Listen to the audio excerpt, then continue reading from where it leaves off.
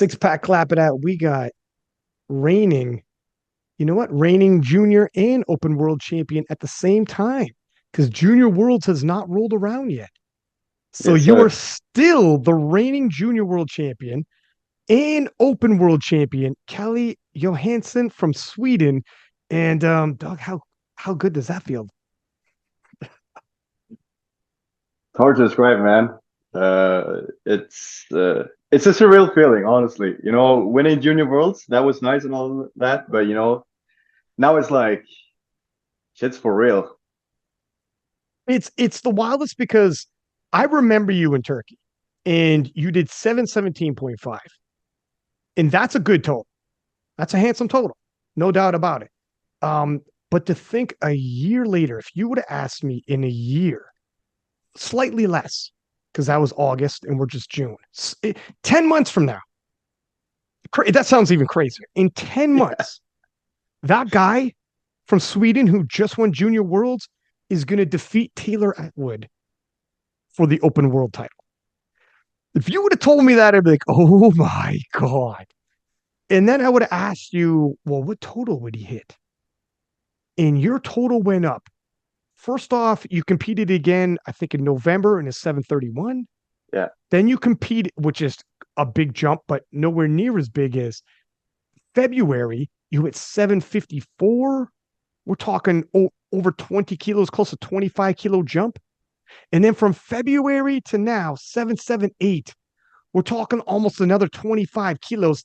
The spread you covered in so little time, and you're still a junior, by the way, it's insane, man. Your progress, your progress has been absolutely phenomenal. When you won Turkey last year in August, would you have thought, yeah, in 10 months, I'm going to be the open world champion? Never in my life, man. Life's crazy. Life's crazy. I mean, I know that my training has been steadily going up, but you know, like going from 717 to 778 within like not even a year,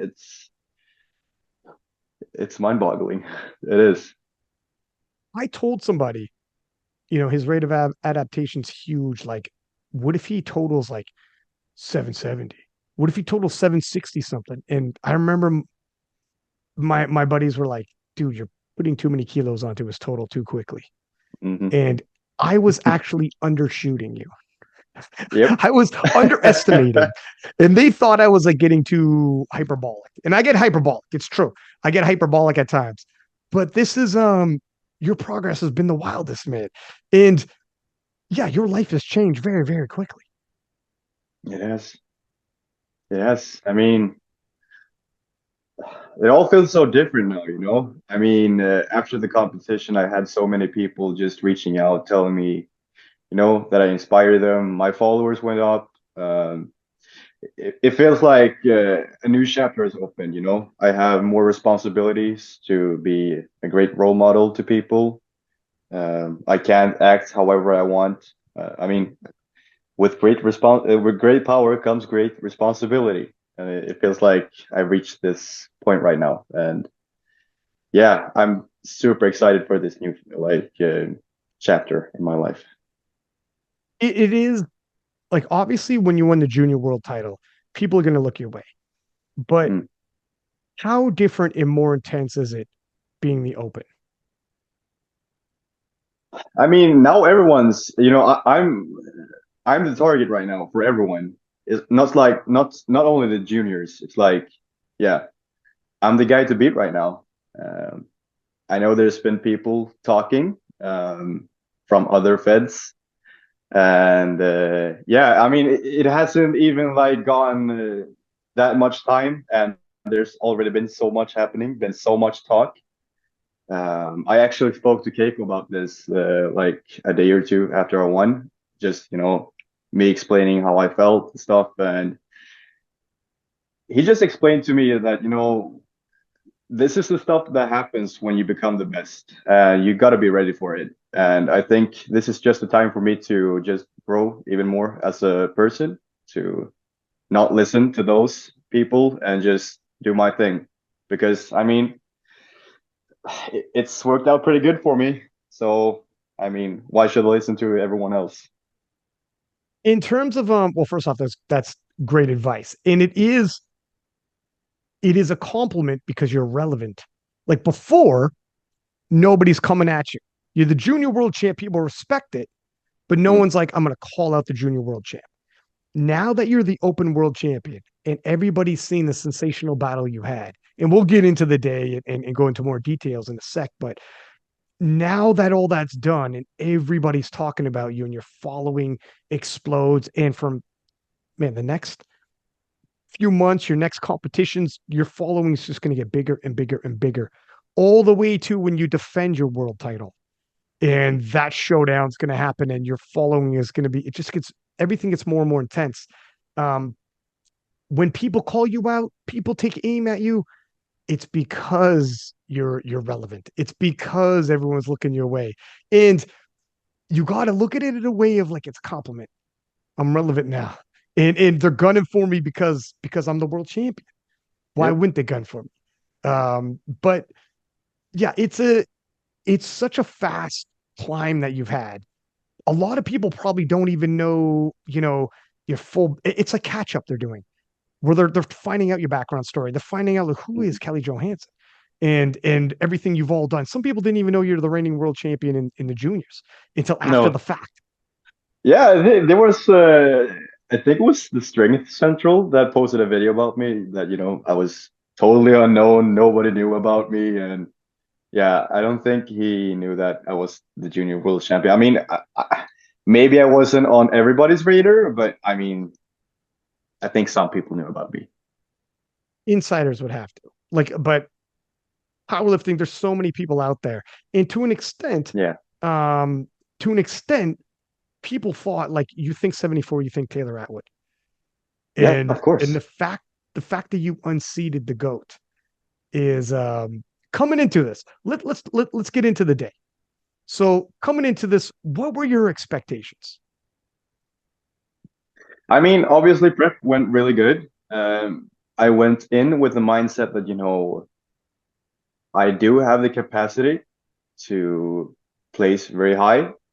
If that's third place, second place, or first place, who the hell knows? I mean, I just went into it with the mindset of, whatever happens, I know I will do my best. I know I will perform and execute like I always do.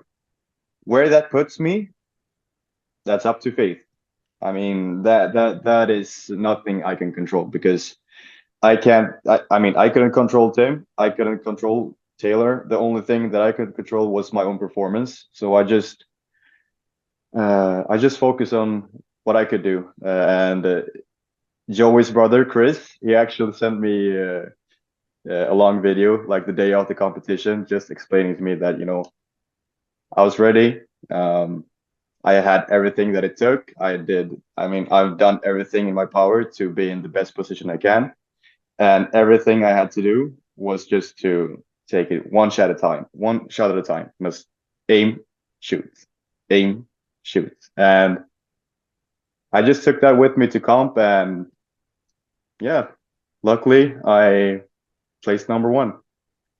Did you think ahead of time? Did you have numbers in your head where you think you might end up in terms of a total, and where you might anticipate those numbers would land you in terms of the rankings?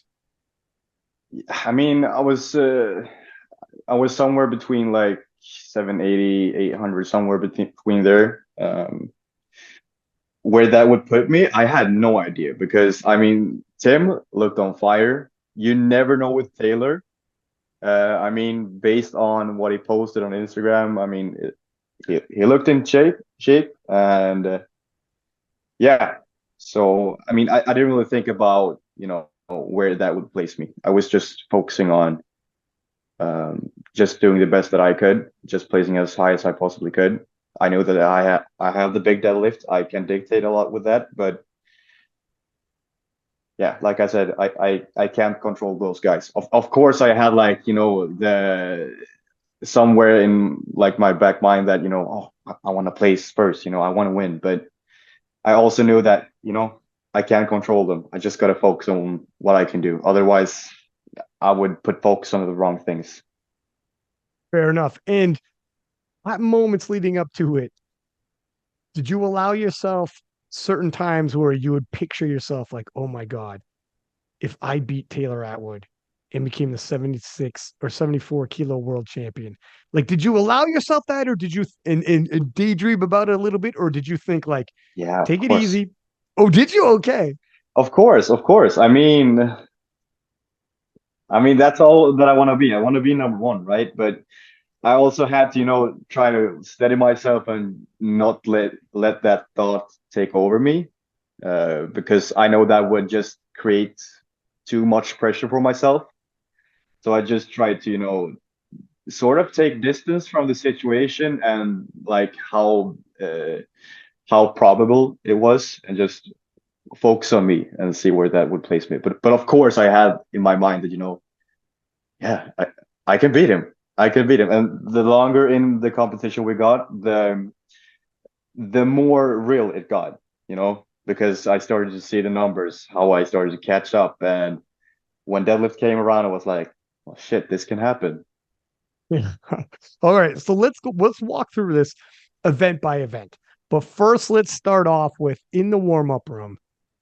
And I've been back there for people who haven't been to an IPF World Championship warm-up room, and that's 99% of the listeners, okay? It's a very unique experience to walk around at IPF Worlds in the warm-up room and you see there's Calle Johansson, there's Tim Monigatti, there's Taylor Atwood, there's all the national teams around you. And the Swedish national team coaching staff are known to be game day killers. Same with the Americans, same with, the strength guys are involved with Taylor Atwood, as well as Matt Gary does consulting with the strength guys for a lot of their athletes. So they're all killers. There's only killers in that room. When you're warming up and your previous warm ups, Swedish Nationals, Junior Worlds, this is a whole nother level, isn't it, my friend?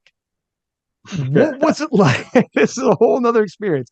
When you're in the warm up room and you're seeing all this, and Euro sports out there, the stands are packed, standing room only, and all the hype around the hotel and the venue, and it's about to go down. What did that feel like? The anticipation of it's about to begin.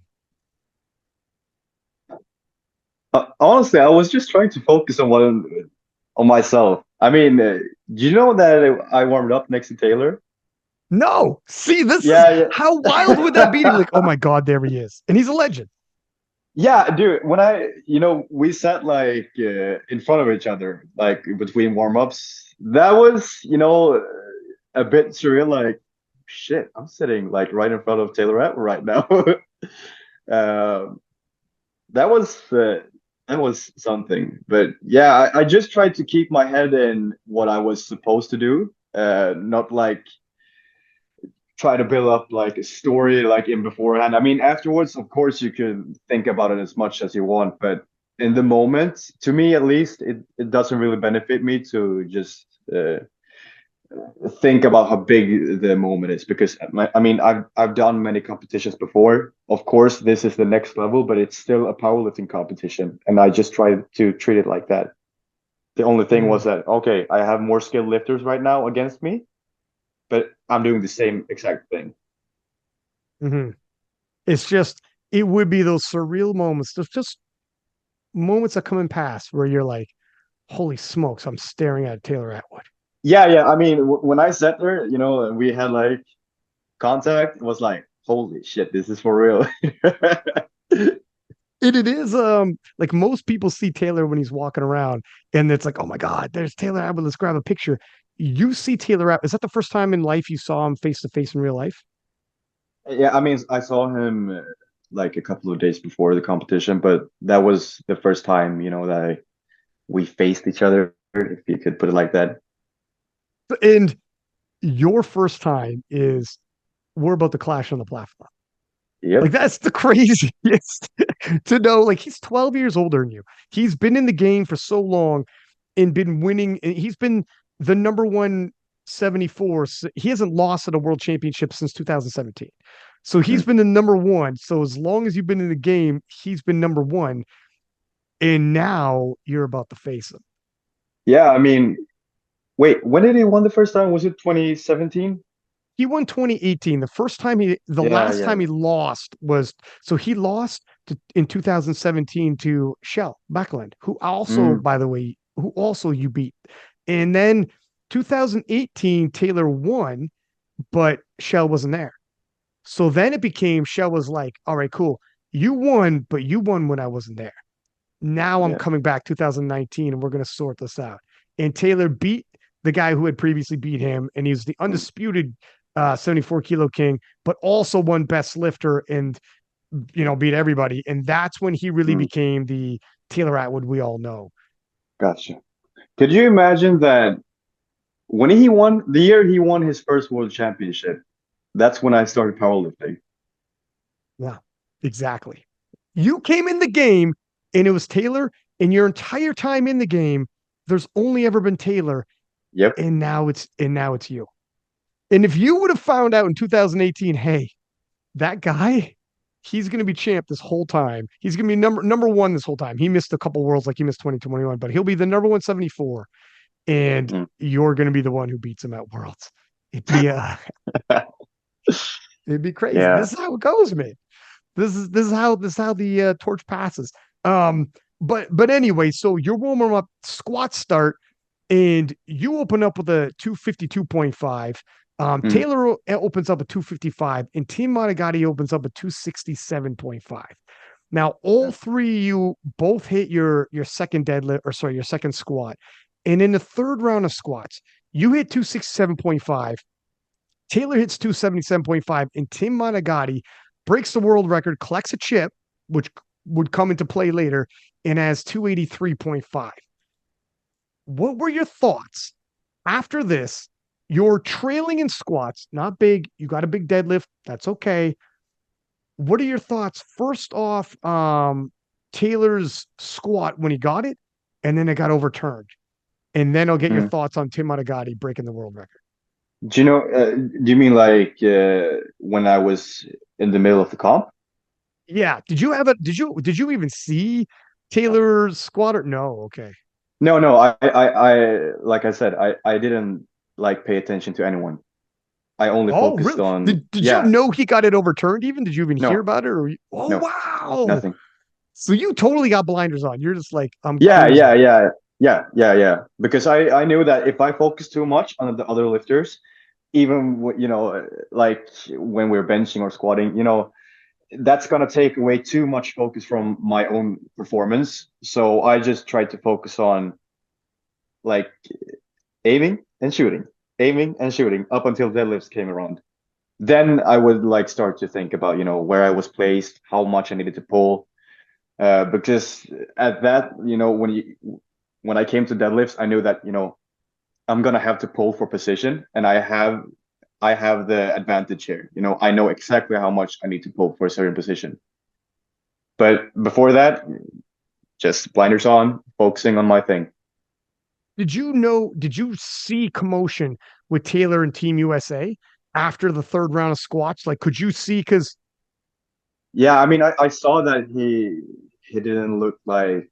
I mean, I knew something was off, right. but I didn't really know what was off. And the national team coaches did a great thing, just trying to keep me calm, just trying to not make the situation as dramatic as it maybe perhaps was. We were joking a bunch, during bench warm-ups and just trying to take a bit of distance from what was happening around us.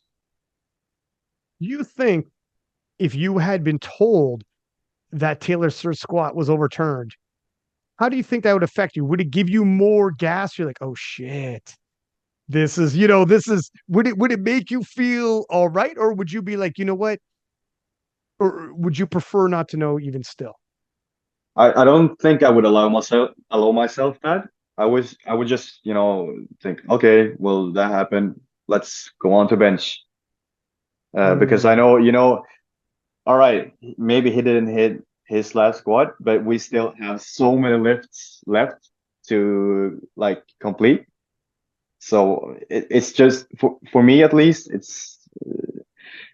it only takes away focus from the situation that I'm supposed to be in. It's early to start celebrating. Exactly. essentially. There's so much that can happen in a competition. After the fact, have you seen Taylor's third squat? Yeah, I mean, it's debatable. I don't Right. personally, I don't know what the hell was wrong with that, but yeah. It, But I also know that, if he would have gotten that, I knew that I had the seven. I had more than 7 kilos in the tank. and this is what we talk about in the recap show is like I parse them separate.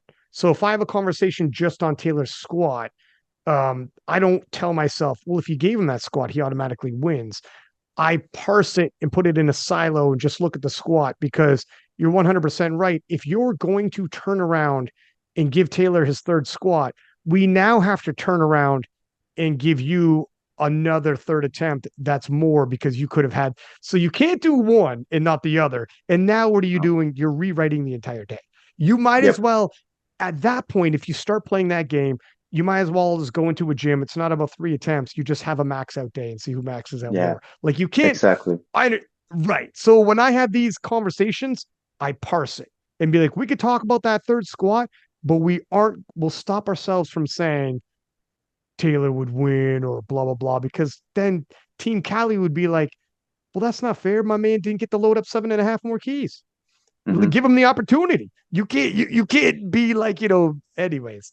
But yeah, I agree. Like the calls are tough. And that's why IPF Worlds, we'll talk about going ahead in the future, but people who are coming over do need to be ready for these type of calls because it is super duper duper tough. And you were talking about Jonathan Keiko. The fact that Jonathan Keiko goes to IPF World Championships so many times and has gone 9 for 9 in even 27 white lights, not a single red, is crazy. He just is, it's so difficult to do. He's Um, clinical. He yeah. executes, and that's what you got to do at a world championship. Well, you know a thing or two about that. We'll talk about the bench press first, though. But okay, so bench press opens up. You hit a 170. Tim Monigatti 165. Taylor's 182.5. Mm. All three of you end up hitting. Beckelin's got a big bench press as well. He ended up with a 192.5. Are you at all paying attention to what Beckelin did earlier that day, even? Because no, Nope. okay. I Because knew that it hit like 760 or something, but to me that wait, what did it hit? Was it 760? he did. Yeah. Yeah, yeah. He missed his third deadlift. I mean, it's tough because he's somewhat flying blind. He threw on the world record deadlift actually Mm. and missed it, which would have, it's weird because had he hit it, it would have impacted your third deadlift later on. So then you would have been full well aware of what Becklin did, but Becklin missed his third deadlift. Yeah, yeah, I actually came in like straight from my weigh-ins. No, no, no, it was before weigh-ins. As soon as I got to the comp, I actually tried to find the national coaches, and it was at the exact time that Shell hit his last deadlift, and I just saw Oh, 328 on the board. I was like, oh shit, is that? Oh shit, oh damn, that's that's interesting. you're like, he's going to put the pressure on me from Group B. Yeah, yeah, yeah. He did a really good competition though. He did. Like, because you never know with Shell. He ended up moving into equipment because he had some hip issues and had some issues, like he was getting banged up. Mm. Now he's moved into Classic, and I talked to him that day, and he said he's going to stick with Classic and he wants to return. He will be in Group A this time, and he's recommitting and wants to make a push. What that means, I don't know. But one thing he can do is, well, sometimes people don't take into account, even if a lifter like Shell, this happened in the 84 plus. If there's a deadlifter and they take the deadlift world record and take it for a ride, when you're looking for your chips, you sometimes it impacts your final deadlift. And sometimes you end up having to deadlift more than you would have wanted to because they took the deadlift world record, pushed it, increased it, etc. And you're like, frick, I want to deadlift last. This is how I'm going to pull for gold, but now I have to deadlift slightly more than I want to because this dude is in the mix, whatever. So everyone impacts each other in different ways. That's like the beautiful thing about the Mm. world championships. But anyway, so looking at this, Tim Monigatti also ends up missing his third bench press, but he got his world record. And you at this point are obviously flying without paying attention to everybody. But as you enter into the deadlifts, is it at this point that you stop, take a look around, and assess where everybody's at? Yeah, I think it was like after my opener that I started to look at the board and just see how I was placing. Um, but I mean, I just told the coaches. I think it was. I mean, we had the plan to do 305 to 320 just to give us like some room to play with. But after that 320, I was like, whatever you put on the bar, I'm pulling it. So just load whatever I need to win. Which is so you're like, it's winter, we're going all in. Yeah, yeah. Like after the 321, I was like, oh yeah, I'm winning this shit. Is it and that was the junior world record. Did you watch Taylor's? So the way it went down for everyone listening, Taylor opened up with 292.5, then Tim Monigatti Yeah, hit 297.5, and you got yeah. 305. You're obviously the bigger deadlifter. On the Mm, second round, Taylor mitigates the lead a little bit, but you're still a good chunk ahead with the deadlift, 10 kilos ahead. Tim mm, Monigatti mitigates it from 7.5 to a 5 kilo spread on deadlifts, but still clear you're the bigger deadlifter. And then yeah. on the third round is when things start getting interesting. Taylor loads up 320, which is a world record. That's why it's got the chip involved. Mm, Are you paying attention to Taylor's final deadlift at this point, and now you're no, watching? no, Oh, still not. Okay. no. I You was are just hyper focused. no, no. I was like, I don't give a shit about whatever they do. I'm winning. I'm pulling for the win. It doesn't matter what they do. Oh, damn. That's Yeah. ice cold to be able to be like, I'm not even going to watch. I don't want to see it. No. It's all good. It doesn't Yeah. matter. Frig, man. It's Yeah, you. because at the end of the day, I can't control them, but I know what I'm capable of. Mm, So it didn't matter. You know, one of the national coaches actually gave me the one of the papers they had in case Taylor would have made his last deadlift, and it was 340.5, I think. And I know like based on the 328, 40 would have been there. It would have been a struggle, but I'm very sure that I would have pulled 340. um, your confidence when you hit the platform and when you pulled that, the bar speed, the whole nine, Yeah. it was one of those. Once it started, you just knew you're going to get it. Like it's Oh yeah. until you started, it was like because first off, in the for the sake of storytelling, yeah, Taylor, for everyone we're listening, Taylor pulls, but it is a big struggle bus. It's a super difficult deadlift for him to lock out and pick your poison, whether it was there was some ramping or assisting with the legs or whatever. Because when it takes that long, and you're leaning back to try to lock it out. And then if there's any supporting of the legs, et cetera, the IPF judging, they're going to be tough. Mhm. And this one was less controversial for sure. A lot more people were, you'll have some people like, no, I would have gave it to him, but you'll have a lot of people as well saying that one was sketchy and I just couldn't give it to him. So this one wasn't as, like the squat, but he was really TSG, the Americans were really trying to pile on the kilos to take this out of reach for yourself and Tim Monigatti. Mm. Because the jump, if you look at it, was 13 kilos from a second attempt. Yeah. 2020 hindsight, it'd be like, don't go 13 kilos, but they're also telling themselves an inspired Calle's coming out. And he's, we got to push him and maybe push him to the brink. It's when you go first, this is the inopportune position you're in where you Yeah. have to like you're shooting blind and you're like, how far can we push this kid to bubble over? And they thought Mm. 323 should do it, and then Callie's got to do 340.5, you said. Yeah. And but like you said, it's like, man, I don't think that would have been enough.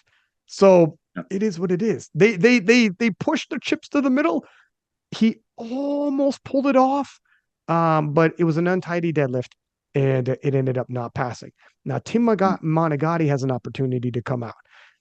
Your deadlift, we'll put a pin in that. We haven't seen it yet. Tim Monigatti comes out and pulls 324.5 kilos. This was also a struggle bus. This one was shaky.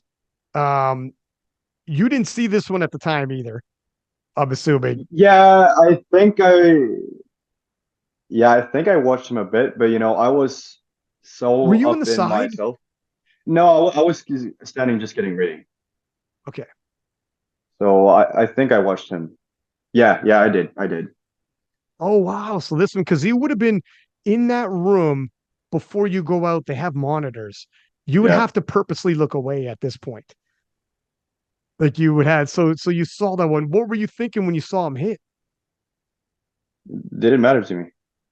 It was Oh like, yeah. well, yeah, yeah, I mean, because after Taylor got red lighted for his, I knew that I had to pull 328 and was like, yeah, that's in the bag. It doesn't matter if it makes it or not. I'm pulling 328. And you were aware Taylor didn't get his.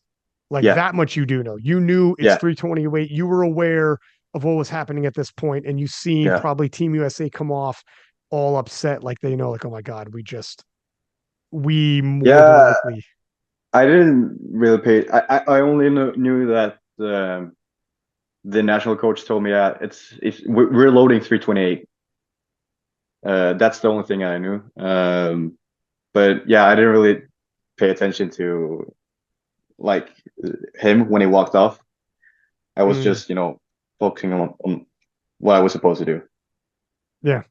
I mean, you were hyper focused. So Tim Monigatti goes out there, hits, breaks the deadlift world record, and marginally extends what you got to hit. You Yeah. come out there and load up. So you got 328. And for you in your mind, you're like, this is easy money and you're guaranteed this is going to happen. What was your biggest pull in training? 330. Oh, wow. And was that on an SBD day? No, no. I only do deadlifts once a week, and that's like I only do deadlifts that day. Damn. So And how deadlift, come? Go I ahead. didn't Sorry. pull. Yeah, I didn't pull 330. When was that? Like the beginning of April. Yeah. And ever since that pull, deadlifts didn't really like feel on top because I pushed pretty hard during that period, which led to me fatiguing a lot. And I was really worried that, my deadlifts wouldn't come through, like coming, like the closer we got to the end of the prep. Um, but yeah, luckily, Joey did his magic, and my deadlifts were on point that day. And so was it when you went in there and knowing that your biggest was 330 just on a Yeah. deadlift day and it wasn't necessarily like after an SBD day, where did that inner belief come from now where you were like, I got this? One based on the 320, it was like as soon as I locked it out, it was like, yeah, we're putting at least 15 kilos on this fucker. And right before I was going out, um, just to have a backstory, like the days prior, I sort of had, I don't know if you could call them visions or anything, but I had this scenario popping up in my head like over and over and over again. And it was just me standing there, like right before I'm supposed to go out. I know that I have a position where I can pull for the win, and then it's just me locking it out. And the same thing popped up in my head right before I was supposed to go out, and I was like, yeah, the story's already written. I'm just gonna go out there and pull my gold. So you had like this is like you'd seen this before. Yeah, And it's this fate. gave you yeah, that's it's so crazy because Penna talks like very similar to his experience that he felt like this was, you know, destiny almost. Like this is going to Yeah. happen. Relax. I've seen this before. Oh yeah, yeah, definitely. So when you hit this and you realize I just became the open world champion, I just defeated Taylor Atwood the GOAT. Um, because your celebration, I've never seen this before in my life. The pictures were amazing, the video was amazing, but you absolutely lost it on the platform. You ran towards the crowd, and the crowd, all your boys in the crowd, Joey Flex and them came Yeah, through the barrier. Joey talks about it, saying he's like, man, at one point I was pushed up against the barrier. At another point, I was wearing the barrier around like it was a belt, and the barrier went down. It was crazy. It was pandemonium. for half a Yeah. second there. Tell me about that feeling where you were like, oh my God, I just pulled off possibly the biggest upset in the IPF World Championships of 2023. I just defeated the most dominant powerlifter possibly of all time in IPF Classic history. And now I am the world champion, pound for pound.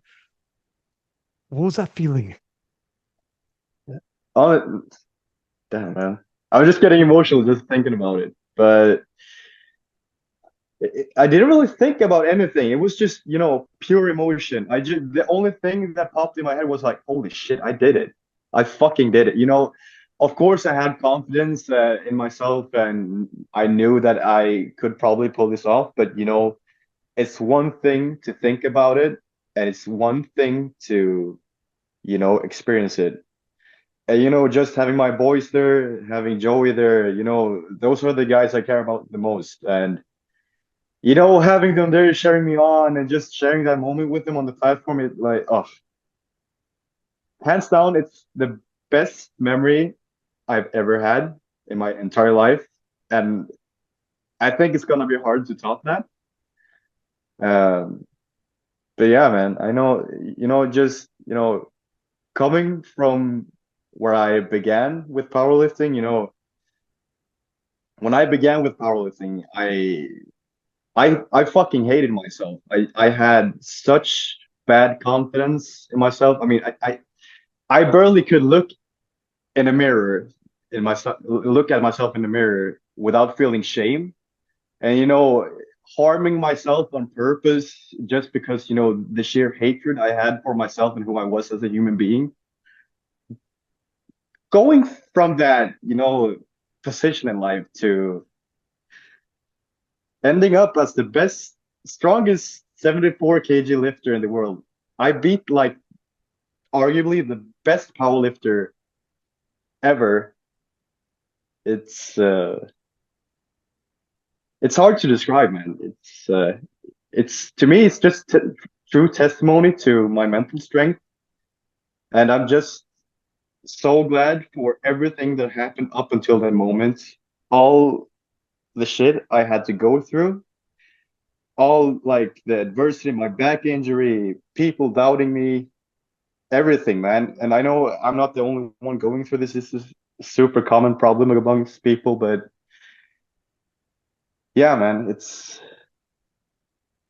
hard to describe. It's the only word I can come up with is just it's divine. It's almost divine, man. Yeah, you had talked about previously on the other podcasts, like what you've been through in your life, and you've been very open on it. And this was when you had, you were junior world champion, and you would hit the scene. You were, I think, at the time too, you had won Swedish nationals, and you're going to be going to the world championships. But now you're the open world champion, and everything you accomplish now, it's your platform is obviously a lot bigger for Mm. anyone who's been in these situations. And when you talk about this now, some people don't know your background story. Some people are hearing this for the very first time when you talk about, you were suffering from depression, and this is something that you had spoken about how at certain points was very dark, very deep. Yeah, man. I I mean, wonder, I sat in my like in the room I grew up in, writing suicide letters, planning on how I was supposed to kill myself. You know, I was at such dark place in my life. Uh, I don't wish any human being to be in that position. Yeah, it was tough, man. But I'm also glad that I was there because I grew so much as a human being, being in that position. And I mean, I don't think that if I wouldn't have gone through what I've gone through, I wouldn't have been here. do you feel like, so when you were going through this, and for people who don't understand how it is, like this is just how you felt for no particular reason. It just is, this was your reality for as long as you can remember it. Yeah, I mean, there was some things that I went through that obviously had an impact, but also mental health runs in our like. yeah, mental health issues runs in our family. So I also think that it's something genetical. Um, and to have the mental health issue genes plus stuff happening to you throughout your childhood, obviously it's gonna have some effect. But yeah, I mean, there was some periods that I felt like shit because of things that happened to me. But the insecurity stuff, the self-harm stuff, that almost came out of the blue. It felt like. And this came like because were you powerlifting and still felt this way? How did you when you found powerlifting, did this Yeah, help build like self-worth? Is this half the reason why powerlifting came about? of course, man. I mean, when I found powerlifting, I think I've been, do you say bedridden in English? I was like away from high school. I was just, home. I think it's called Mm. bedridden. Oh, bedridden, yes. Yeah, yeah. So I was bedridden for like 2 months, I think.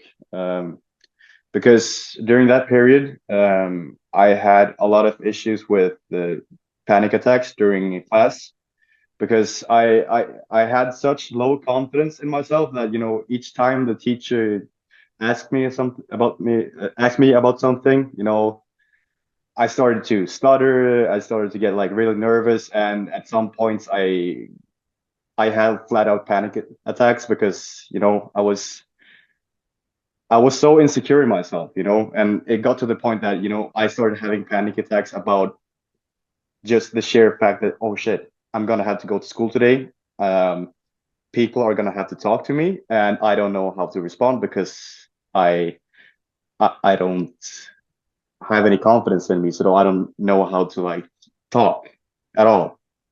Um, so yeah, I had panic attacks. I started puking because I was so nervous and before school. Obviously, I had to deal with the self-harm stuff as well because that to me that was sort of a way to escape reality because the physical pain took away the mental pain I had in my brain. And to me, that was a more bearable pain than the stuff going on in my head.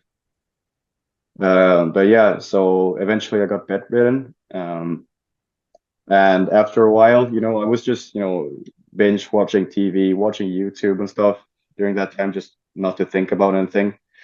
And I found a video of a girl called Isabella von Weissenberg. Of If you course, know who yeah. that is. Yeah. Yeah, of course. And I thought she was cool as fuck. And I was like, damn, she's so strong. And I just really looked up to her and the sport she was competing in.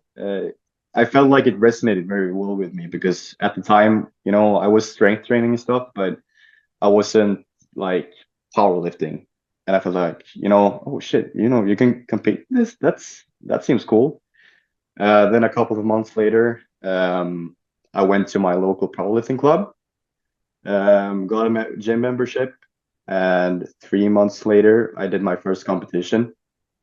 When you did And this, like yeah, like this is a huge moment for you if you're straight up bedridden with anxiety, so afraid, and like you're do just to escape reality, self-harming to try to center you, and obviously there's everything that's going on right now, and you were just hanging, keeping pulling to keep yourself together. For you to walk into a gym and you didn't know these people, and this is a powerlifting gym, and you're yeah. like, I'm going to do this. That must have been incredible bravery and a huge moment in your life to be like, you couldn't even go to school, let alone you're going to go into powerlifting and try this out. Was that, you must have been fearful those, if you remember back to those early days, and to compete in 3 months sounds quick. Yeah, I mean, it felt like I almost had this intuition that, there was something telling me that, I just had to do this. It didn't matter what happened before that. I just had to go to that gym, sign up. Can you edit in the podcast? Yeah, yeah, for I think sure. there's someone knocking on my door. Sorry. Okay, go ahead. One. Okay. Okay. So you were just saying about how signing up to that powerlifting gym, despite the fact that you were dealing with so much anxiety? Yeah, right. I mean, of course, I was nervous. New environment. I didn't really know these people. My one of my close friends did work out there, so that was sort of a comforting feeling that I'm not gonna be totally alone there. Um, but yeah, I just felt like I had to do that because this felt like a way out for me. The strength. I mean, the gym beforehand was like a great outlet, but this was like shit. There might be something bigger here. And I mean, they said that I had great talent, that there's a competition coming up in 3 months, and they really wanted me there. And yeah, I mean, I was nervous as hell when I went into that competition. I went from being bedridden to, oh shit, I'm gonna do a powerlifting comp in May. Yeah, frick. Like that's crazy to think like from bedridden to a gym guy. Like you're Yeah, outgoing. Your family must have been like what was your at the time? First off, at the time, did your family understand that the what you were going through mentally? Um, yeah. I mean, the thing is, with my family is that they're not really well informed on mental health stuff. So I went through that stuff mostly on my own, like on my own. Um, I knew that, they didn't like, uh, I don't think they understood the seriousness of the situation when I went through it. It's only like afterwards that they like when I've explained how I felt and stuff that they've sort of understood. But yeah, man, of course I had friends that supported me, but mostly I went through that shit alone. and that's the hardest part, right? Yeah, Going through it alone. And when you think like the isolation is the worst. Like when yeah, you think I'm in this alone, no one understands, and I can't tell anybody about it. That's mm, when you're at your most vulnerable and it's the most dangerous as well. yeah, man. Of course. You feel like it's gonna be like this the rest of your life. Nobody's there to really save you. But to me, powerlifting was that thing that saved me because it gave me purpose. Although don't get me wrong, I still had these issues. I still harmed myself and felt these thoughts during the beginning of my powerlifting career. But it, powerlifting was the only thing that sort of kept me on that path of uh, becoming better and getting out of that. Uh, yeah, it gave me a purpose to keep fighting. Although life was fucking horrendous at some times, although I was competing, it still had it still kept me on that path of yeah, I'm gonna be the best. I can't end this now. I have to become the best. Um, so I don't know if you can say that, but it was sort of a matter of life and death. Because I know that if I wouldn't have had that purpose, I would have killed myself, 100%. Because I was on that brink of I don't want to live at all. The only thing that I look forward to is lifting. Um, so yeah, man, that powerlifting really saved my life.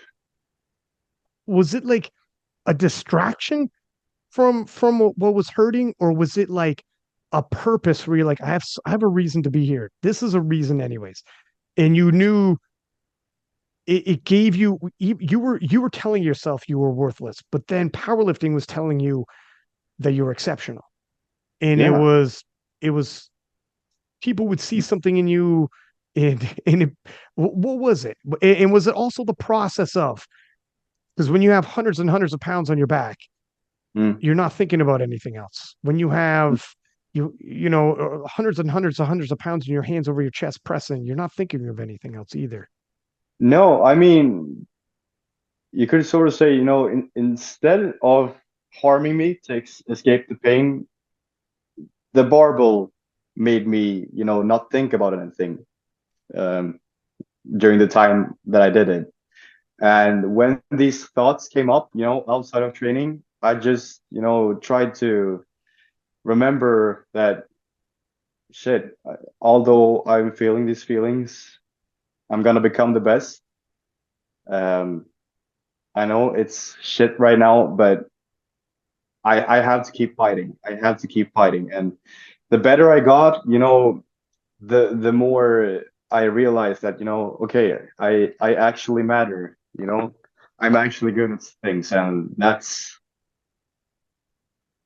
not really something that I had to, I didn't really hear that during my childhood that, shit, you're good at stuff, or, or the feeling that, that I matter to people, because the longer I got into my career, the closer bonds I made with the guys at the club.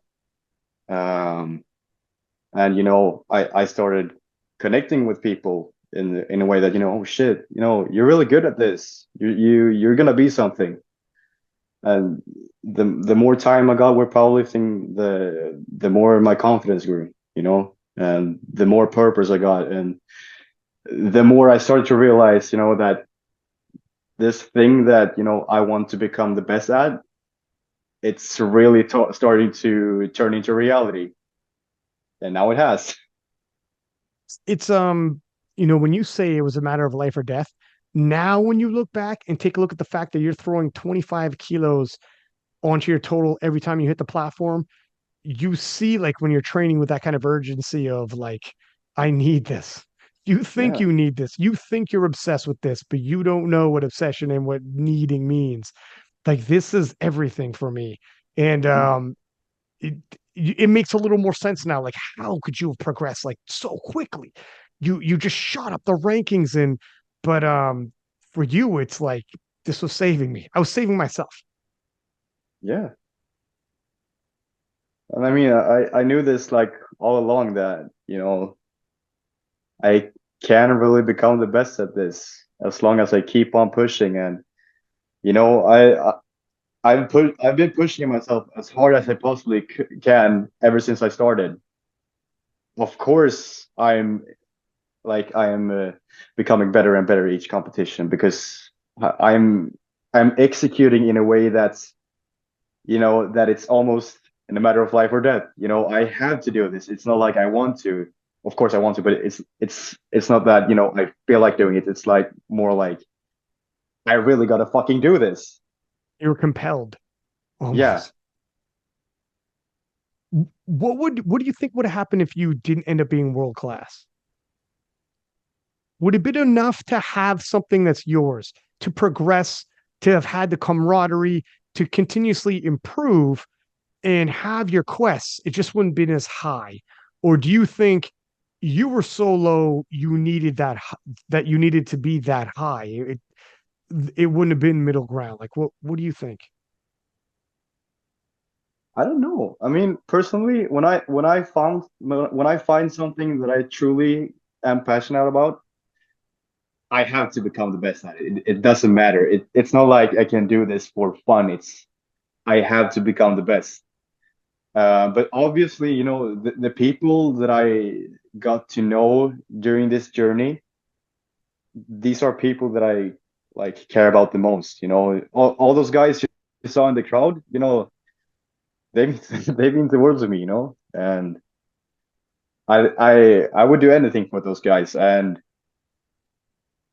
I mean, of course, it's the medals you're like seeking after, that gives you purpose, but along the way you also realize that it's the people that you meet along the way that actually really do matter, because it's one thing to do something for yourself, but there's a whole nother thing to impact other people in a positive manner. um if that answers your question. It does because you like, well, first off, yeah, I'll do follow-up questions, but when you won, you went into the crowd to them and celebrated with them as opposed to in front of them. Like you included them in on your celebration, which says a lot Yeah. in terms of like what that all meant to you. So that Yeah, I totally does mean, make sense. yeah, I mean, one of the guys, Jacob, he's been with me ever. Oh shit, I'm gonna start crying again. Shit. Uh, we basically started powerlifting together, and he's been so supportive ever since I started. He's always believed in me. Shit. To share that moment with him on the platform, it felt like that was as much as a win for me as it was for him because I know he much cared about me winning, and he really believed in me. And yeah, so it was really a matter of if I should go in, it was just like, yeah, it's fucking happening. I don't give a shit. Yeah. Where you're like, previously nobody believed in me. Previously Yeah, no one saw anything in me. And these people do. And they yeah, deserve, the good guys deserve to win sometimes. Like you want to 100%. vindicate their beliefs in you. Yeah, man. Watching it, fuck man, you got me a little emotional for a second. Jesus. But I'm gonna play these videos and we'll watch them again together. But Yeah. it, that's where, I'd said off the start, when you hit the platform, you had a feeling, oh, this is gonna go. Hmm. This is gonna go. And that's also when I was saying also when we talk about Taylor's third squat, you have to parse that out because sure, you want to give Taylor 7.5 kilos, you better allow Calle. He's gonna pull. He's gonna pull 7.5. He's gonna pull whatever the hell he needs. He's gonna Like I go, said, well, it's a matter of life and death. yeah, yeah. It was for everything. It's one of those, it's difficult.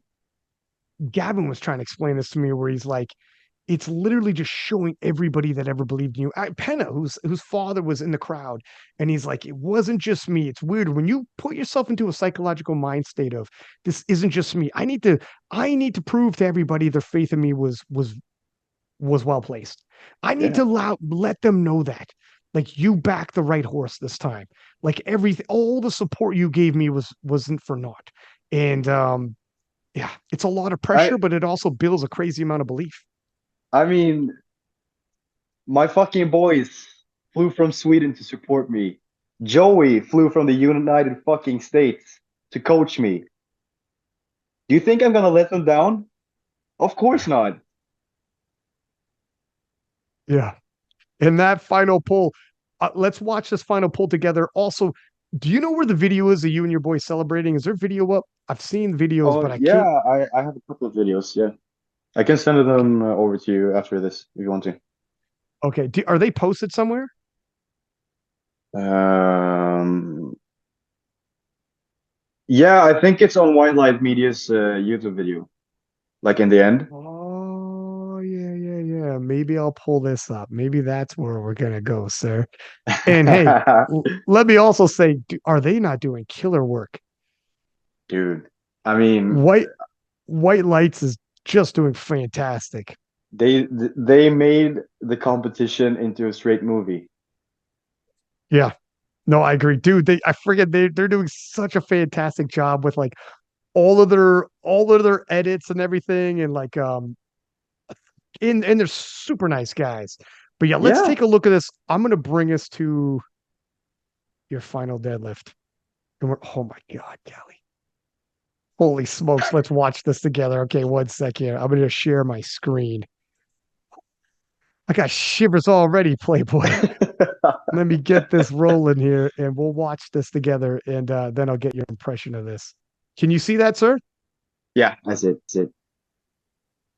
This world record goes into the lead. Calle Johansson, 328 even, trying to pull from bronze, swap his bronze for gold overall. Will the junior world champion become the open world champion? Ryan, I believe he can do it. Oh! It's not the future. Whoa! And that one looks certain. That one looks certain. And Calle Johansson has done it in a startling upset in the 74-kilo class. That's the best part. Win! And the crowd has spilled onto the field. They think it's all over. They're absolutely right. They are going nuts! Wow! things got just a little bit dramatic. Calle Johansson, junior world champion, now the open world champion with 778 kilo total. Tim Monigatti, also 778 kilo total, but the heavier lifter in Taylor Atwood, 777.5 in the bronze medal position. Holy smokes, man. That is like it's picture perfect, man. And you watching it there, yeah, you absolutely smoked that weight. Yeah. When you walked out to it, I love hearing it, brings me back the excitement I felt. It reminded me, you probably watching yourself reminded you how you felt. It's such a beautiful moment. But when you rewatch how you smoked that weight, walking out, it's like, can he do it? Can he do it? Because I'd seen your training numbers, but not at the end of a day. So I knew this is near your top end, reasonable near your top end. But when you smoked it like that, that was when it was like, oh, he can not only do that, but a lot more. And it was like your celebration afterwards, the outpouring of emotion and smacking your chest, you dropped to your knees, popped back up to your feet and walked over to your boys, beating your chest. It was crazy, man. And I remember you and your fellows off to the side. It felt like longer. Watching the video, it's just a few seconds, because the Swedish team, good thing they did, brought you back on the platform because you don't want to get in trouble. No one cared. No. It was fine. But it only lasted a few seconds. But live, everything's different when you watch the video. But live, it felt like you were over there for like 20 minutes celebrating. Yeah, right? everything was just going slow motion after that. Yes, that's what it was. It was slow motion. It's weird how life does that. Life sometimes, when a moment is super duper special, life will slow it down for you. Which is remarkable. It's crazy because I remember it all like happening and being like, oh my God, he's done it. It's what a freaking time, man. And that's dumb, man. Nobody can ever take that from you. That already happened. And when you see this video now, is it like surreal? That was only a week ago, man. Not even. I don't know. I didn't even know what day it was.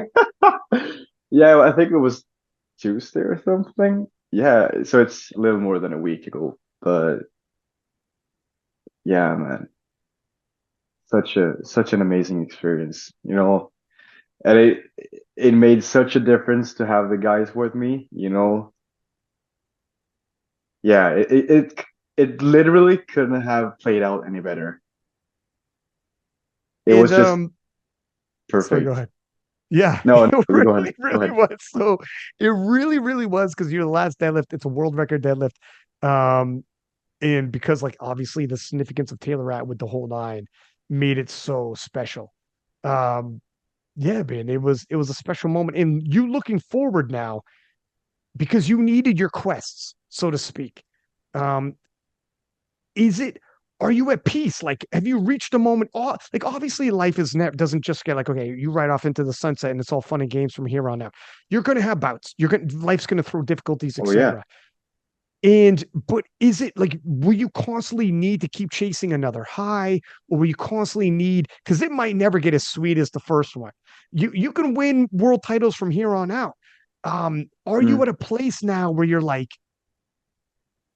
you're content with what you've accomplished and you feel good about yourself? And because now here's the one thing.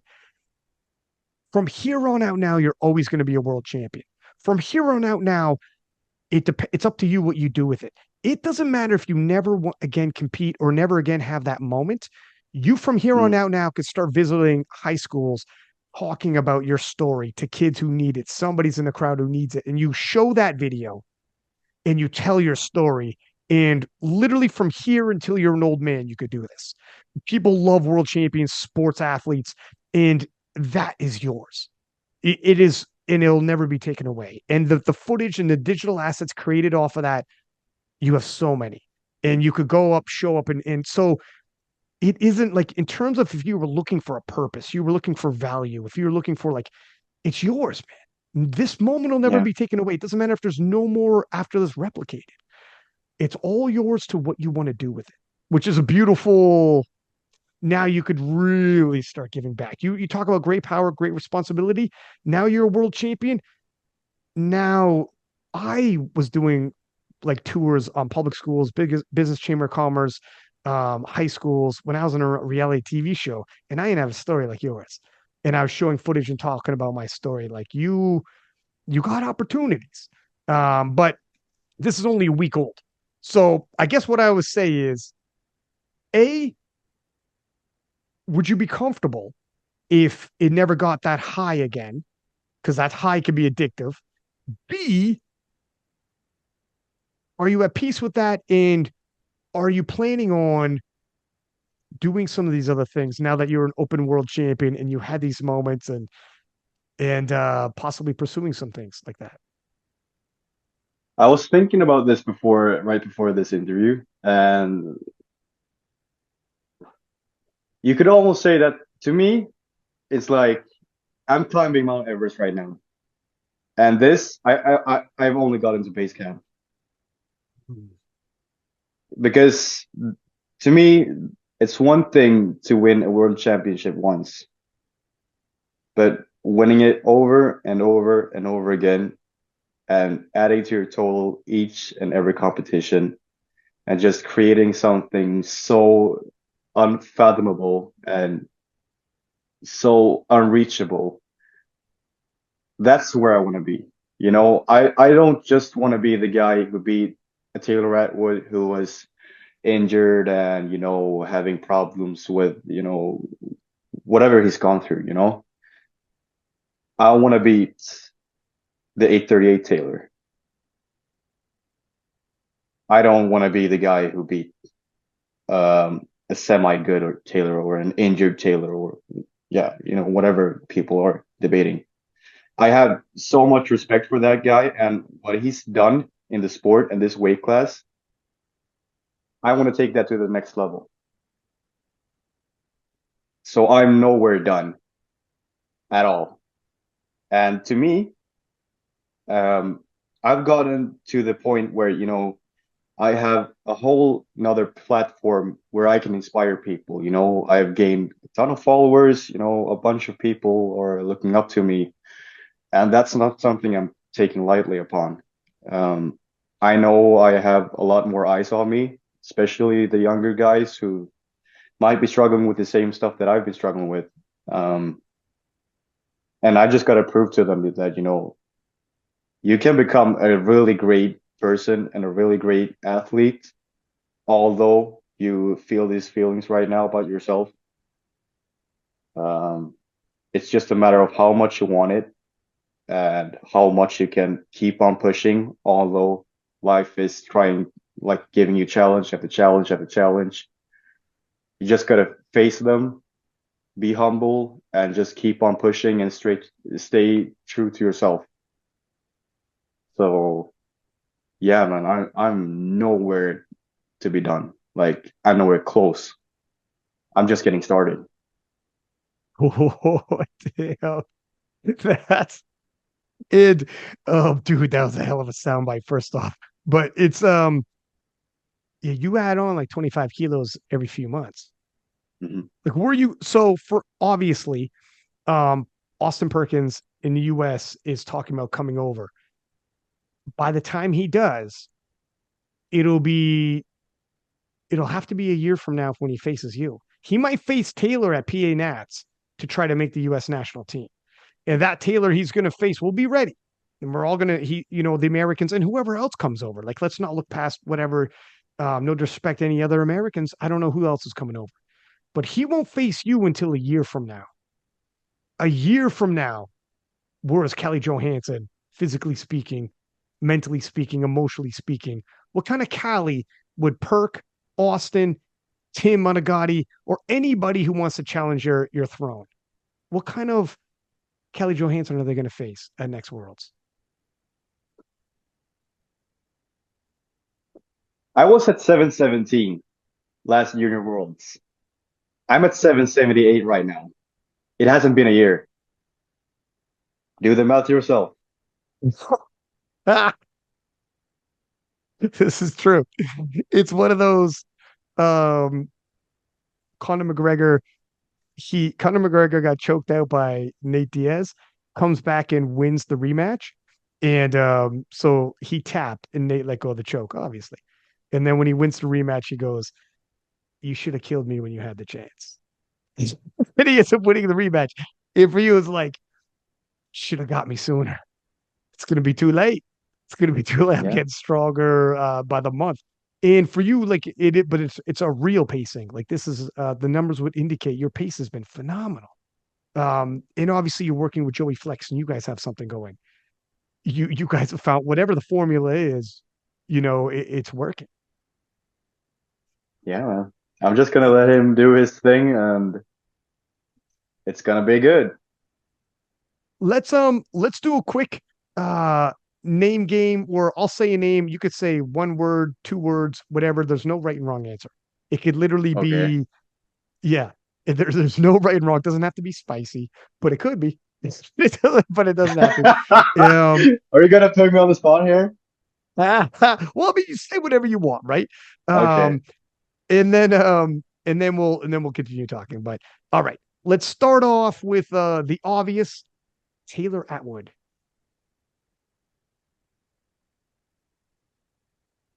Great.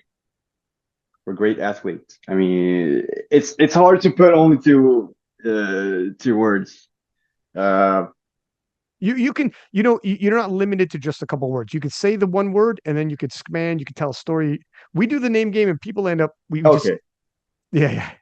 All right. But the word great. I mean, I remember seeing him in 2019. I actually told him this after the competition, but I've been I had only been competing for a year, and I saw him in Helsingborg, and the performance he put on there, uh, it was so unreal to me that a 74 kg lifter could lift those weights with such confidence and with such execution. That is greatness, and doing it over and over again. Just establishing his name. That is greatness. Is the Taylor Atwood era, and he had an era, is it over now? Who the hell knows? Um, all I know that all I know is I'm not slowing down. I'm not planning on losing to anybody. So we'll just see. I know you're a respectful guy and you have a ton of respect for Taylor. It's okay to say, look, with all due respect, I think my era is beginning, but you're allowed to say that, by the way, because it's you and you're allowed to have self-belief. Taylor probably, everyone's going to beat their chest. Yeah, But I of love it. course. You're Swedish through and through and so respectful. How about Tim Monigatti? Great guy. He is, yeah, he's a real nice person, and obviously he's a monster squatter. Yeah, man, I really like that guy. But yeah, the first thing that pops up in my head is when I say it's like, kind or kindness. He is he's the strong, silent, calm type. Yeah, I respect that about him. And I was proud of him because he really showed up at this Worlds. He really showed up at this Worlds. They're like previously, people would say in the scouting reports on him, like he's super duper strong, but on the big competitions, he doesn't show up.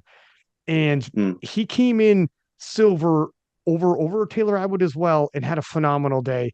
Pulled to get that silver and hit his last deadlift and like showed a lot of heart and a lot of all you guys pushed each other to the brink and all you guys stood tall. yeah. And he had a great day. And I know like competitors always say when they come on the podcast, I want to beat you on your best day, not on your worst day. Hmm. And that's why like I'm glad he had a good day. And he came in silver at the IPF Worlds with a world record in the whole nine. He's got With no the same reason. total. Yeah, like he found his weight class. First off, he found his weight class. And yeah, you guys will run it back and you guys will have a rival. He's a young guy as well. So you guys Yeah. will have a rivalry and it's good. You guys will continue to push each other to new heights. You need these people. Otherwise, why are you loading up 328 or up to 340 if you need to? You don't you need it. You need to be pushed and be like, load whatever it is to win. And guys like that will make you load a lot to win and give you that moment you had. Yeah, man. Jail Buckland. Hmm. I mean, he's a great guy. I don't really know. I didn't speak to him that much, but OG. For sure. He also, so he beat Taylor before Taylor had won a title. Then he ended up having some injuries, moved into equipped, beat Oleg, who in the 74 kilo equipped had won like 17 world championships in a row, which is Yeah. ridiculous. And then he got coined the GOAT killer. But he beat Taylor before Taylor was a GOAT. So it's kind Mm, of, but he's also does have a win over Taylor at Worlds and a win over Oleg. So he's got a mm. unique resume. But yeah, he's also a nice guy. You'll like him when you meet him face to face and whatnot. And he Yeah, I coaches mean, Tony. oh, he does?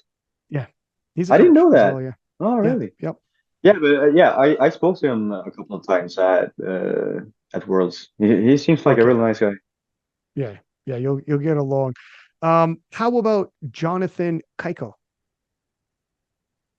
Bigger brother. Or like Kuya. It's a brother in Filipino. I was gonna say I got a feeling that's Filipino, but Yeah, yeah, yeah. so do you guys talk? If you guys like, he's kind of because he's been through what you've been through, and he's a few years earlier, so Mm. he can somewhat guide you. Yeah, yeah, and it feels like he's sort of done that. Yeah, I mean, the day after the competition, he started giving me life lessons about, how it is being a champ, what you're gonna face. That, I'm gonna face haters. I'm gonna face people that doubt me, that say that they can beat me on their second pulse or whatever, and he just, telling me about, the importance of just focusing on yourself, realizing that, I'm the champ. Nobody can take that away from me. Um, and just focusing on myself. So yeah, he's a really big role model for me. Eh, Jonathan, um, I don't know if you heard the podcast, but his story is amazing. Mm, He's dealt with a lot of things in his personal life, and a couple of his podcasts. The one after Sheffield was extremely open and honest about some of the things he dealt with. And we paused several times because he got emotional, and it was a tough conversation. It's weird. You describe it as like a tough conversation, but a beautiful conversation at the same time. mm, And he's been through it all in terms like he had the highs of being Mr. Perfect, 9 white lights, 27 white lights, 9 for 9 lifts at the World Championships, pushed not cruising. That's one thing to cruise, but he was in battle after battle after battle against the best in the world, all over the world. And he had it all. And he's also lost. And not even silver, but came in bronze and lost. And then he's come all the way back again. Like he knows what it's like for all of it, the highs, the lows, on the sports side, the personal side. He's had friends murdered, he's lost family members to suicide, the whole nine. If you listen to his life story, like in terms of a guy who, he's a little older than you, and he's got a little more experience in life as well as the sport that in the endeavor you're in. So he's a perfect guy to like help guide you if you were like, shit, man, I'm dealing with something. I'm not sure how to deal with this. He would be the guy, and he's super nice and approachable. Like he is yeah, such a like he is that dude where you're like, I don't know if I approach him with something. You don't got to worry about it with John. He'll pick up the call. No judgment. You're yeah. good. You know what I Have mean? you Like, have you seen the Demon Slayer? I'm aware. I've seen clips. I don't watch it, but I know what you're referencing. Yeah. Yeah, he's like he's sort of like Rengoku, and I'm Tanjiro, the younger kid who's just on the come up, and he's like, the great Hashira that you look up to. He is. he is a good solid role model.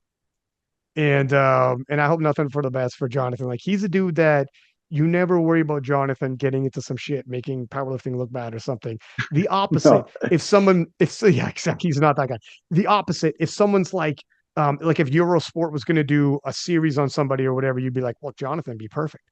Not Yeah. only is he always in action-packed sessions, so he's been on Eurosport live like the entire session because he's always in a good session, but also you're never worried about him getting like being like, overly controversially like, oh No, no, Jesus, no. Jonathan. you know, he'll represent himself well because he Yeah. has a sense of what he represents is bigger than just himself. But yeah, he's a solid guy and God bless. Um, how about Joey Flex? Damn, man.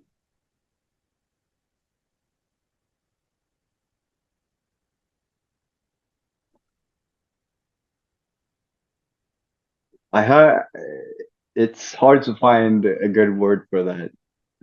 But because, he's shaped me into the lifter that I am today. He's not only what made me physically strong, he's made me mentally strong. He, it's hard to find a word for him. Um, but Even a couple words or whatever. I mean, you don't got to be. We're so loosey goosey with the name game, my friend. You say what you want to yeah, say. um, the role model that I truly needed the most. You can When you say that needed for sure. someone, he came around at the right time. Yeah, he he's changed me more than he may know. Isn't that isn't that something like that happens where at times people impact you and sometimes you're like, I wonder if this person realizes how much before I met them, I didn't know them. I knew I needed something and they came and it's like, holy shit, I needed that Yeah. addition to my life. And then you're like, I don't know if they know this. No, I remember how different of a person I was 2021 when I first got in contact with them, and the how different I was like mentally and physically doing our first competition together, leading up to now, and how our relationship has like evolved. And I mean, he coaches so many like great lifters, so it's such an honor to have him in his corner, and you notice that he gives everything he got for you, and that's something that's very rare. He for sure, I know you already know this, but he actually does care about you. Yeah, I'm not talking proverbial you, like the plural you. I mean you, Calle. He actually cares. You are. I know you already know this, and because yeah, you've seen it, but he does. yeah. I mean, that is something that I value very, very high in my life, and it's something that's very rare to come across. So yeah, a life changer. Life's funny, man. The people that come into your life, huh? Mhm. You just never know. You wake up one day and you have no idea who might walk through the door into your life, and you're like, holy shit. And then from there on out, you're like, well, I guess they're riding with me beside me, right? Yeah, yeah, Well, I guess my crew has just expanded. And I'm telling you, man, I'm older and it doesn't stop. Like you just keep sometimes it becomes a revolving door where life will separate people through like work or whatever. They have to move away and whatever happens. And it doesn't devalue what they meant to you at that time. They were there when you needed them. You were there when they needed you. And in that period, it was everything you both needed. And then if life separates you, not totally, not forever, you stay in contact, you're just not as close, somebody else comes in again.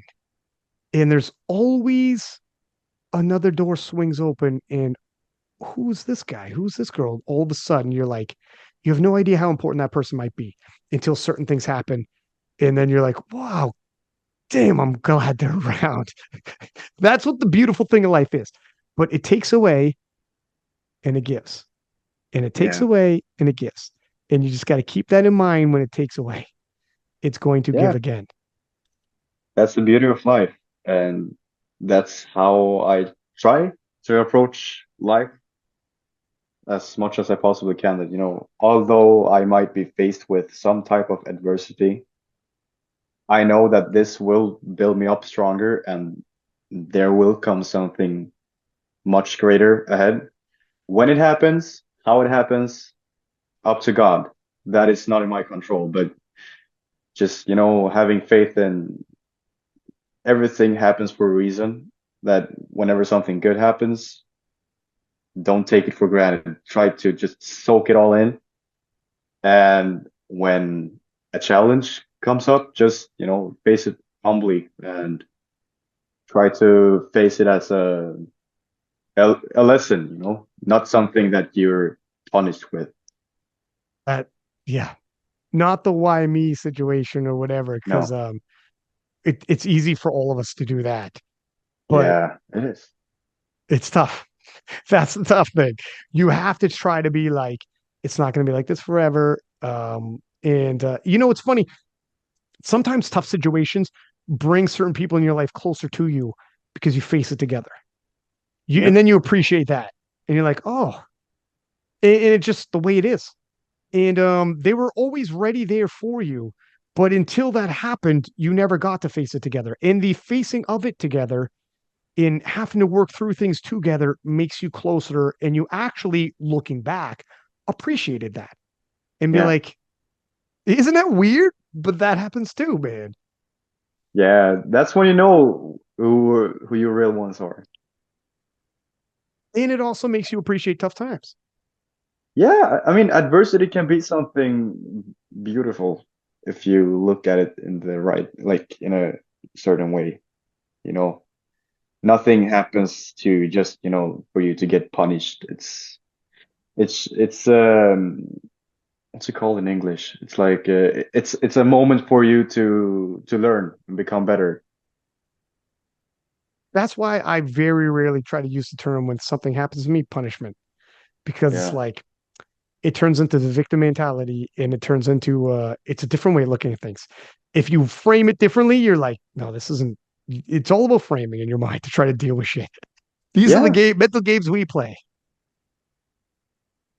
for sure. And now you see how the name game works. Really and honestly, it's a reason to start another conversation. So when people are like, Mm. how do I do with this 1 or 2 words? I'm like, my brother, we're just gonna end up talking. This is Yeah. I almost forgot what name we were on. Um, I Joey. I got yeah. I got a couple more. One more, or I got a couple more, but here's another one. Okay. Austin Perkins. This will be an interesting one. Um,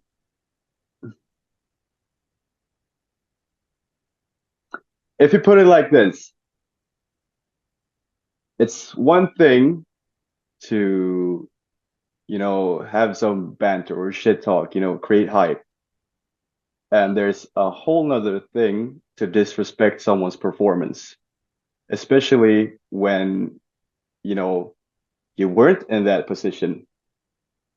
Um, I mean, yeah, he's done great numbers in USAPL, but you have to understand that it's a whole nother thing to fly overseas, go against the best 74 kg lifters in the world, handle that pressure, perform when it matters the most, and keeping your head cool during that whole competition and lifting to the most strict judging you can face in the world. That's a to fact. me, That it's it is the yeah, strictest. yeah, and you know, to me, like saying that he would have done 780 on seconds. I mean, well, shit, come and do it then. It to me, it's just disrespectful to talk about my performance like that. And it on the flip side, you guys like looking back in the future, I think when you look back, just like you guys push each other to the brinks of like in your performances, when he does come, I mean, it's not going to be a year till we face each other, but it'll be more layers of hype and more layers of like you guys will push each other even more, you know. Yeah. But yeah, it'll be interesting. But he hasn't come over yet, so it's got to your point, the proof will be in the pudding because for sure. I'm not saying Austin squats high or anything like that, but the standard is insane in the IPF. Like, I mean, everybody knows it's gonna be you gotta almost throw out because like what Penna did in the 66s, people come with these big nominations and it's not how it plays out when you actually get at Worlds. You almost gotta throw out numbers and just try to win. And just try Yep. to win. And don't worry about numbers. But also to your point, by next year, your numbers are not going to be the numbers you're going to have next year. No. It's going to be crazy what you guys end up doing in the 74s. This era of 74s is exciting. Taylor's still there.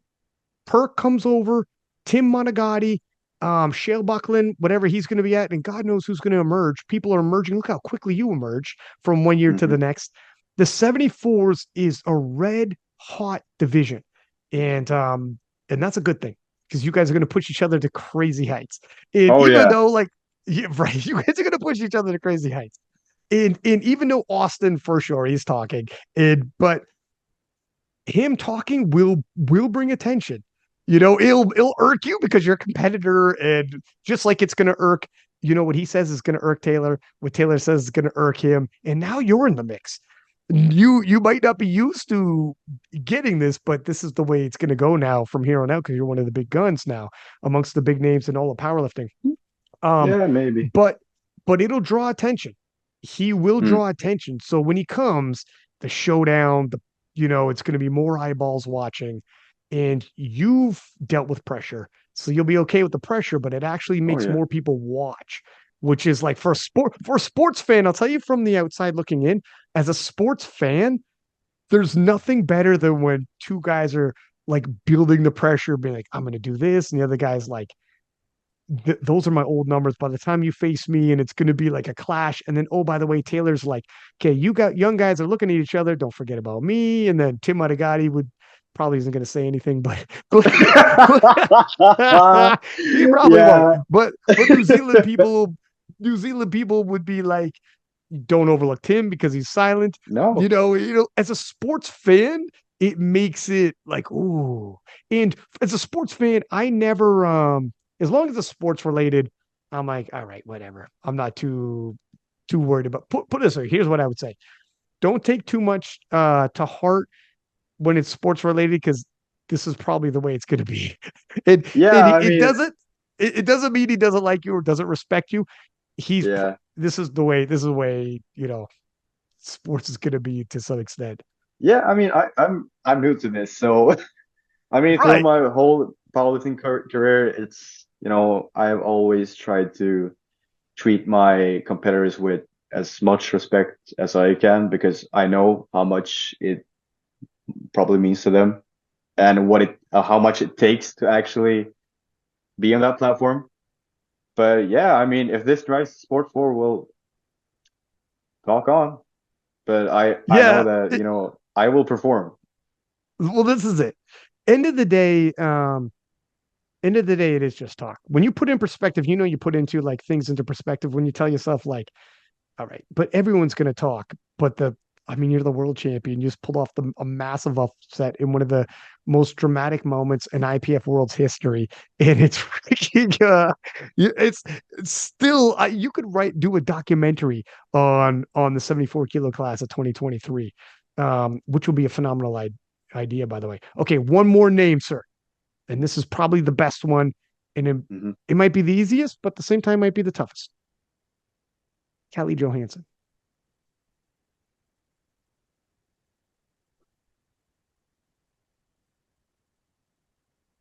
Pure heart, pure heart,